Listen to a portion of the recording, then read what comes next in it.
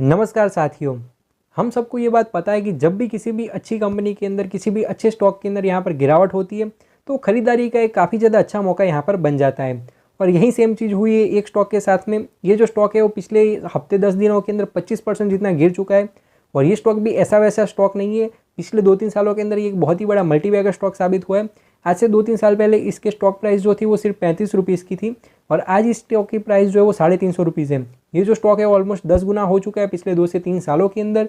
तो इतनी अच्छी कंपनी है, इतने अच्छे फाइनेंशियल फंडामेंटल है, फिर भी इसके अंदर गिरावट क्यों हुई और क्या ये खरीदारी का मौका है या तो फिर यहाँ से निकल जाना चाहिए, क्या करना चाहिए, सारी चीज़ों को समझने की कोशिश करते हैं आज के इस छोटे से वीडियो के अंदर।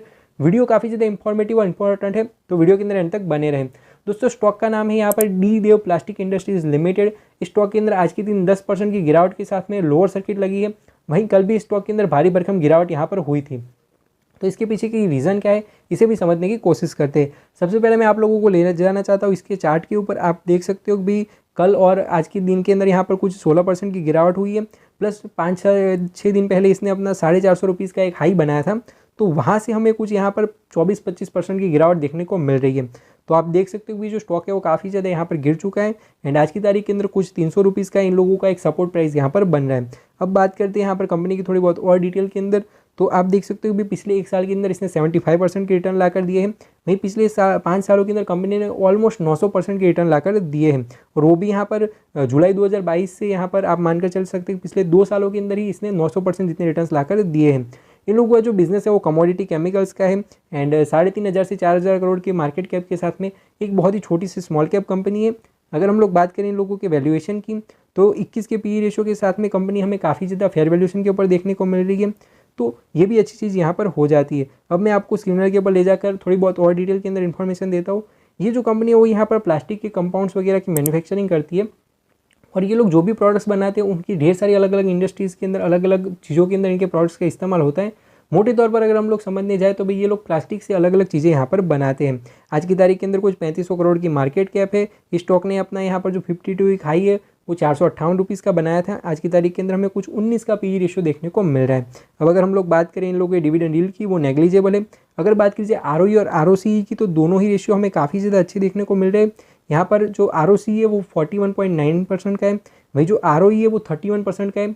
तो दोनों ही रेशियो हमें काफ़ी ज़्यादा अच्छे देखने को मिल रहे हैं जो कि कंपनी की परफॉर्मेंस को बताते हैं।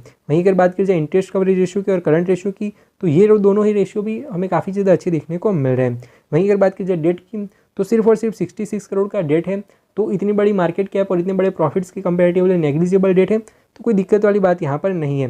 वहीं जो डेट टू इक्विटी रेशियो है वो भी 0.10 का है, तो ये भी हमें यही बताता है कि जो डेट है वो काफ़ी ज़्यादा कम है। वहीं अगर बात की जाए प्रॉफिट मार्जिन की तो कुछ 7% के प्रॉफिट मार्जिन है। वहीं जो प्रमोटर होल्डिंग है वो हमें 75% की देखने को मिल रही है, जो कि काफ़ी ज़्यादा अच्छी प्रमोटर होल्डिंग हो जाती है। वहीं आज की तारीख के अंदर कंपनी के पास में कुछ 995 करोड़ के एसेट्स हैं, तो काफ़ी ज़्यादा अच्छे एसेट्स हमें देखने को मिल रहे हैं। 3,500 करोड़ की कंपनी है और उन लोगों के पास में 1,000 करोड़ के करीब एसेट्स हैं, तो काफ़ी ज़्यादा अच्छी चीज़ यहाँ पर हो जाती है। तो अब बात करते हैं कंपनी के क्वार्टरली रिजल्ट की। दोस्तों जो स्टॉक प्राइस के अंदर गिरावट हुई है इसके पीछे कहीं ना कहीं जो हाथ है वो क्वार्टरली रिजल्ट का है। कल यहाँ पर आप देख सकते हो कि 12 तारीख को कल इसका जो क्वार्टरली रिजल्ट था वो आया था और वो क्वार्टरली रिजल्ट आया यहाँ पर आया है जून 2024 का। तो ये जो क्वार्टरली रिजल्ट है इसके चलते स्टॉक प्राइस के अंदर गिरावट हुई है। अब देखते हैं कि इस रिजल्ट के अंदर क्या कुछ है। तो भाई मार्च के कंपेरेटिवली जो प्रॉफिट है वो कम हुआ है, मार्च के कंपेरेटिवली सेल्स यहाँ पर बढ़ गई है, लेकिन जो प्रॉफिट है वो यहाँ पर कम हुआ है। साथ साथ जो ऑपरेटिंग प्रॉफिट के मार्जिन थे वो भी यहाँ पर कम हुए हैं। तो ये जो रिजल्ट है वो उस तरीके से बुरा है, लेकिन अगर हम लोग ईयर ऑन ईयर देखने जाए तो पिछले साल जून 2023 के अंदर जो यहाँ पर प्रॉफिट था वो भी ज़्यादा था, सेल्स भी ज़्यादा थी और जो ऑपरेटिंग प्रॉफिट मार्जिन थे वो भी कम थे। तो ईयर ऑन ईयर ठीक ठाक सी ग्रोथ है, लेकिन क्वार्टर ऑन क्वार्टर परफॉर्मेंस जो है वो काफ़ी ज़्यादा बुरा हो गया है। तो उसके चलते मेनली स्टॉक प्राइस के अंदर हमें इतनी बड़ी गिरावट देखने को मिल रही है। अब देखिए दोस्तों, अगर मेरे पर्सनल ओपिनियन की बात करूँ, मेरे पॉइंट ऑफ व्यू की बात करूँ तो रिजल्ट इतना भी बुरा नहीं है, लेकिन पिछले 2-3 सालों के अंदर जो कंपनी ने एक्सपोनेंशियल ग्रोथ दिखाई है अपने बिजनेस के अंदर, जो कि आप इनके प्रॉफिट लॉस स्टेटमेंट के अंदर देख सकते हो, क्योंकि 2022 के अंदर जो कंपनी का प्रॉफिट था वो सिर्फ 55 करोड़ का था, बढ़कर 2023 के अंदर यहाँ पर 104 करोड़ का हो गया। पिछले साल 2024 के अंदर यहाँ पर 182 करोड़ का हो गया। तो प्रॉफिट जो है वो ऑलमोस्ट हर साल डबल होता जा रहा है एंड इसी के चलते जो स्टॉक का प्राइस है वो भी 10 गुना जितना हुआ है। तो उसके हिसाब से जो परफॉर्मेंस है वो थोड़ी सी कम है, लेकिन ओवरऑल परफॉर्मेंस कोई बुरी नहीं है।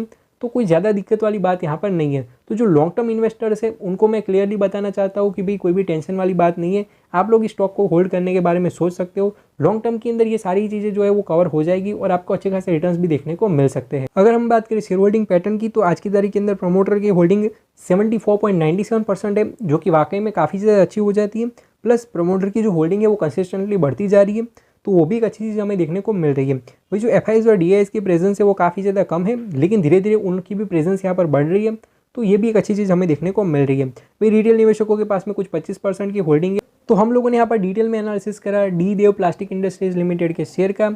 सबसे पहले मैं बात करना चाहता हूँ कि जो लोग यहाँ पर स्टॉक प्राइस की गिरावट के चलते ये वीडियो देखने के लिए आए हैं कि भाई इस स्टॉक के अंदर इतनी ज़्यादा गिरावट होगी तो अब हम लोग क्या करें। तो अगर आप लॉन्ग टर्म इन्वेस्टर है, नो डाउट आप यहाँ पर इस स्टॉक को होल्ड कर सकते हो। अगले 5-7 सालों के अंदर सब कुछ आपको अच्छे अच्छे रिटर्न्स देखने को मिल सकते हैं। वहीं अगर आपने ट्रेडिंग के लिए इसको लिया है तो आप अपने स्टॉप लॉस के हिसाब से एग्जिट लेने के बारे में सोच सकते हो। वहीं अगर बात की जाए इसके शॉर्ट टर्म व्यू की, तो नो डाउट यहाँ पर थोड़ी बहुत और गिरावट आपको देखने को मिल सकती है। यहाँ पर इस स्टॉक का जो स्ट्रॉन्ग सपोर्ट है वो 300 रुपीज़ के लेवल पर है, तो वहाँ पर जाकर अगर आपको थोड़ा बहुत सपोर्ट यहाँ पर देखने को मिल सकता है। बाकी और भी ज़्यादा गिरावट भी यहाँ पर हो सकती है, प्लस यहाँ से आपको अच्छी खासी रिकवरी भी देखने को मिल सकती है। तो ये थोड़ा सा रिस्की स्टॉक यहाँ पर हो जाता है शॉर्ट टर्म के व्यू से। लेकिन अगर मैं बात करूँ लॉन्ग टर्म इन्वेस्टिंग के नज़रिए से, तो ये फ्यूचर का एक बहुत ही बड़ा मल्टीबैगर स्टॉक साबित हो सकता है, क्योंकि जिस तरीके से इन लोगों ने अपने बिजनेस को रन किया है, जिस तरीके से प्रॉफिट्स लेकर आए हैं, सेल्स लेकर आए हैं, जिस तरीके से इन्होंने अपने बिजनेस को ग्रो किया है, अगर इसी तेज़ी के साथ में अगर ये लोग आने वाले टाइम के अंदर ग्रो करते रहते हैं तो आपको अच्छे खासे रिटर्न्स देखने को मिल सकते हैं। ये स्टॉक यहाँ से अभी भी 10 से 20 गुना जितना मल्टीप्लाई होने का पोटेंशियल रखता है। 3,500 करोड़ की मार्केट कैप है, 10 गुना मल्टीप्लाई भी हो जाएगा तो भी 35,000 करोड़ की मार्केट कैप की एक मिड कैप कंपनी बन जाएगा। तो अभी भी काफ़ी ज़्यादा ग्रोथ पोटेंशियल यहाँ पर है, तो आप लोग इसको एक लॉन्ग टर्म के नज़रिए से भी देख सकते हो। तो बस यही कुछ बातें थी जो मुझे इस वीडियो के अंदर बतानी थी। आई होप कि सारे के सारे डाउट्स आपके क्लियर हो गए होंगे। तो ऐसे ही इंपॉर्टेंट और नॉलेज वाले वीडियोस को देखने के लिए चैनल को सब्सक्राइब करके ऑल के नोटिफिकेशन बेल ऑन करना ना भूले। मैं मिलता हूँ आपको ऐसे वीडियोस के साथ।